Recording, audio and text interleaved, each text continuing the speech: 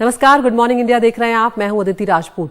उत्तराखंड और हिमाचल प्रदेश में जिस तरह की बारिश हो रही है उसने अच्छे खासे हालात जो हैं वो यहां पर बिगाड़ दिए हैं। आपको यहां पर बता रहे हैं कि उत्तराखंड हिमाचल प्रदेश में जो बारिश हुई है उसके चलते रुद्रप्रयाग में भारी बारिश से हालात बिगड़े हैं। एहतियातन केदारनाथ यात्रा रोक दी गई है। अगले आदेश तक केदारनाथ यात्रा को रोका गया है। पहाड़ों में बारिश से कई जगहों पर भूस्खलन हुआ है।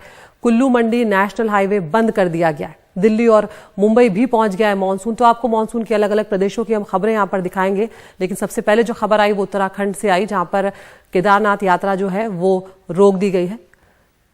तो यहां पर उत्तराखंड से भी हम खबर आई। तो आपको ये पहले जो तस्वीरें हम दिखा रहे हैं इस वक्त, ये कुल्लू की तस्वीरें आप देख रहे हैं, जहां पर ये स्थिति जो है वो पैदा हो गई है। अलग अलग इलाके जो है वो बुरी तरह प्रभावित हुए हैं। गाड़ियां लोगों की फंस गई हैं यहां पर, और छोटी मोटी दुर्घटनाओं की खबर जो है वो भी यहां पर सामने आने लगी है।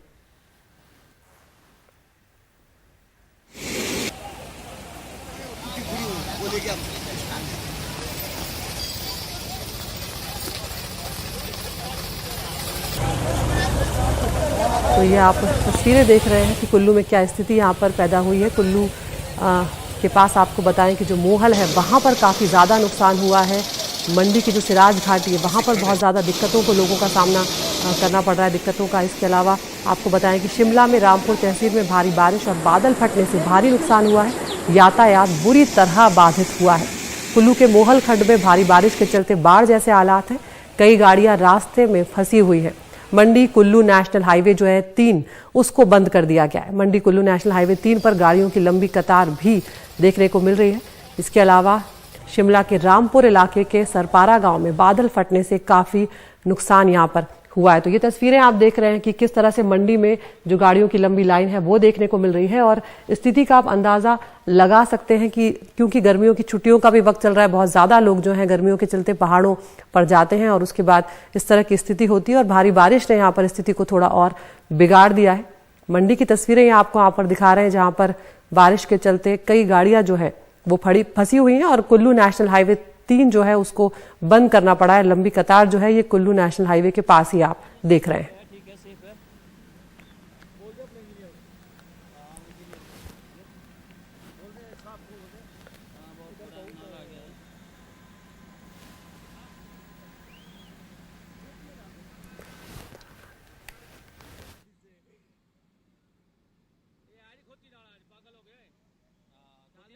लेकिन गाड़ियां सारी पीछे है, ठीक है, सेफ है।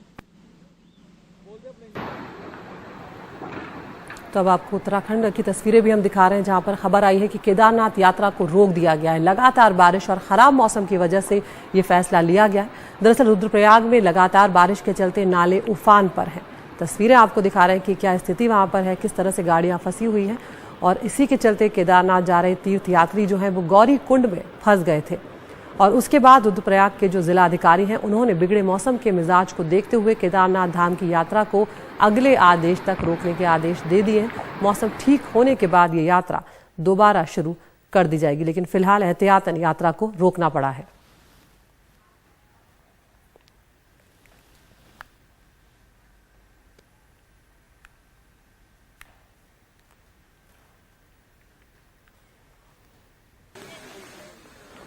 तो हिमाचल हो चाहे वो उत्तराखंड हो, दोनों ही राज्यों में स्थिति इस वक्त मुश्किलों भरी बनी हुई है। ये आप रामपुर की तस्वीरें देख रहे हैं शिमला के पास, जहां पर बादल फटने से भारी नुकसान की खबर आ रही है। यहाँ पर जो स्थानीय लोग हैं उनको तो इस तरह की आदत होती है, क्योंकि अक्सर इस तरह की घटनाएं जो हैं वो यहाँ पर पेश आती हैं, लेकिन जो पर्यटक जाते हैं उन्हें आदत नहीं होती और उनके लिए ये स्थिति काफ़ी मुश्किलों भरी यहाँ पर हो जाती है। तो ये शिमला के रामपुर की तस्वीरें आपको दिखा रहे हैं हिमाचल प्रदेश में, जहाँ पर बादल फटने से काफ़ी नुकसान हुआ है, यातायात बाधित हुआ है। और कुल्लू के मोहल खंड में भी बाढ़ जैसे हालात देखने को मिल रहे हैं।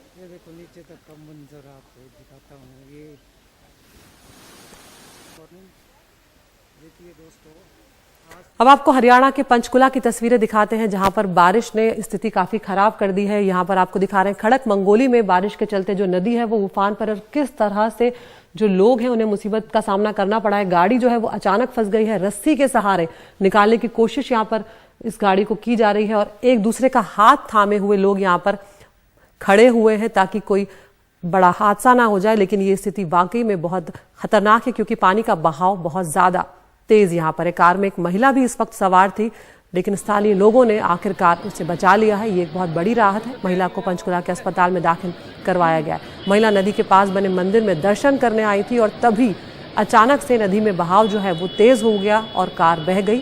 क्रेन के जरिए कार जो है उसको निकालने का काम किया गया है।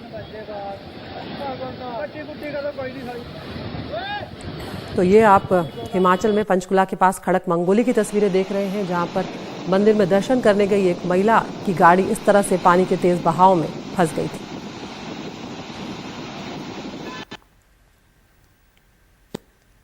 हम यहाँ पे 2 बंदे बैठे थे, तो थोड़ी थोड़ी मींह बरसात पड़ रहा था, तो ये अपनी जो गड्डी है सामने खड़ी है, यहाँ पे एक महिला आई थी पूजा करने, तो उन्होंने पूजा पाठ करने के बाद अपनी गड्डी में बैठे, इतने में पीछे से डाम का पानी आ गया था, तो उनको गड्डी मोड़ने का या निकालने का मौका मिला नहीं, तो वो भी फंस गए। वो जैसे पानी का बहाव बढ़ता गया तो गड्डी के पानी के बहाव के हिसाब से गड्डी ऊपर आती गई, उसके बाद हल्के इधर आ गई, फिर यहाँ फंस गई। फिर हम 10-15 लड़के थे, हमने रस्सी उस्सी बांध के फिर उनको निकाला। बाकी अपने जो भी कर्मचारी थे सारे लोग आए थे, बाकी हम नहीं करा जो किया था। और अब पहलवानों की बात करते हैं। भारतीय कुश्ती महासंघ के पूर्व अध्यक्ष बृजभूषण शरण सिंह के खिलाफ फिर सड़क पर उतरने की चेतावनी देने के अगले ही दिन जो पहलवान हैं उन्होंने अब ये घोषणा करी है कि वो अपनी लड़ाई को अब सड़कों पर नहीं बल्कि कोर्ट में लड़ेंगे। विनेश फोगाट, साक्षी मलिक और बजरंग पुनिया ने रविवार को एक ट्वीट कर कहा है कि सरकार ने बृजभूषण शरण सिंह के विरुद्ध आरोप पत्र दायर करने का अपना वादा पूरा किया है। उन्होंने ये भी कहा कि ट्वीट किया कि पहलवान तब तक नहीं रुकेंगे जब तक न्याय नहीं मिल जाता, पर अब लड़ाई सड़क पर नहीं कोर्ट में लड़ी जाएगी। पहलवानों ने आगे ये भी कहा है कि WFI में सुधार के संबंध में वादे के अनुसार चुनाव प्रक्रिया शुरू हो गई है।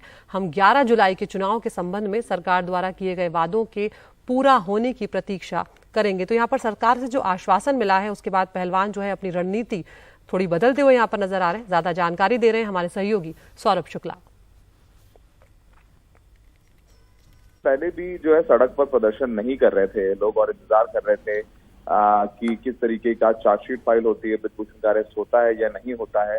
लेकिन जो इनकी एक मांग थी कि चार्जशीट से पहले बृजभूषण सिंह को गिरफ्तार किया जाए, उसको छोड़ के सभी मांगे सरकार मान ली थी, चाहे वो रेसलिंग फेडरेशन ऑफ इंडिया के दोबारा चुनाव कराने हो, चाहे वो इनके ऊपर जो 28 तारीख को जब उन्होंने नई पार्लियामेंट के इनॉग्रेशन के दिन प्रोटेस्ट किया था, उस दिन हुई FIR रद्द करने की बात हो, और भी दूसरे कई इनकी मांगे थे वो मान ली थी और चार्जशीट कोर्ट में पेश कर दी थी।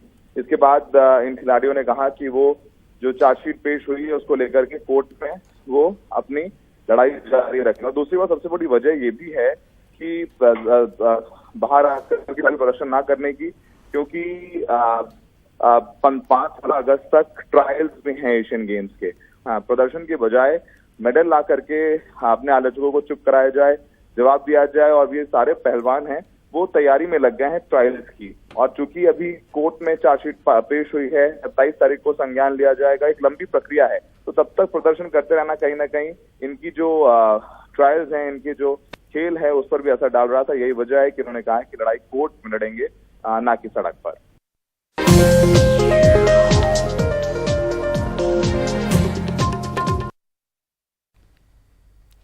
पटना की बात करते हैं, जहां पर विपक्षी दलों की बैठक के बाद आम आदमी पार्टी और कांग्रेस नेताओं की जुबानी जंग जो है अब वो तीखी होती जा रही है। आम आदमी पार्टी के प्रवक्ता सौरभ भारद्वाज ने राहुल गांधी की मोहब्बत की दुकान वाले बयान को लेकर तंज कसा। इसके बाद कांग्रेस नेता अजय माकन ने भी पलटवार किया। अजय माकन ने केजरीवाल पर निशाना साधते हुए कहा कि वे विपक्षी एकता को खंडित करना चाहते हैं और जेल जाने से बचने के लिए बीजेपी से मिले हुए हैं। अरविंद केजरीवाल जी बीजेपी से मिले हुए हैं और जेल नहीं जाना चाहते, अन्यथा वो पूरी तरीके से जेल जाने की उनकी तैयारी हो चुकी है, क्योंकि भ्रष्टाचार किया है और उनके 2 साथी ऑलरेडी जेल के अंदर हैं भ्रष्टाचार में, उनको बाहर निकालना चाहते हैं, तो बीजेपी से समझौता करना चाहते हैं। और समझौता करने के लिए विपक्ष एकताओं की मीटिंग के अंदर विपक्ष की एकता की वजह से नहीं जा रहे, बल्कि विपक्ष की एकता को खंडित कैसे किया जा सके, उसको रोका कैसे जा सके, इसलिए जा रहे हैं। और अगर वो चाहते हैं कि कांग्रेस के साथ में समझौता हो, कांग्रेस उनको समर्थन करे, तो इस तरीके से बयान थोड़े ही दिए जाते हैं। तो अजय माकन का ये बयान दरअसल सौरभ भारद्वाज के बयान के बाद आया, जिन्होंने मोहब्बत की दुकान पर तंज कसा था। वो बयान भी आपको सुनवाते हैं। राहुल गांधी मोहब्बत, प्यार ये बातें अपनी भाषण में कहते हैं। मोहब्बत की दुकान चला रहे हैं नफरत के बाजार में, तो उस मोहब्बत की दुकान में वो मोहब्बत किस किस के लिए है ये तो दुकानदार नहीं तय करेगा। तो जो ग्राहक आएगा वो मोहब्बत खरीद सकता है। हर विपक्षी दल मोहब्बत की दुकान पे आएगा और कहेगा लाइए मोहब्बत दीजिए, और आप कहेंगे हमारे पास मोहब्बत नहीं है, तो लोग कहेंगे फिर तो दुकान में माल नहीं है, आपको मोहब्बत देनी पड़ेगी। और उधर केंद्रीय मंत्री निर्मला सीतारमण ने विपक्षी दलों की इस बैठक को लेकर निशाना साधते हुए कहा कि इनके राज में ही सबसे ज्यादा भ्रष्टाचार हुआ है। Yeah, they're coming together, I don't know for what. Their one-point agenda is defeat BJP. But are they saying what they will do to people?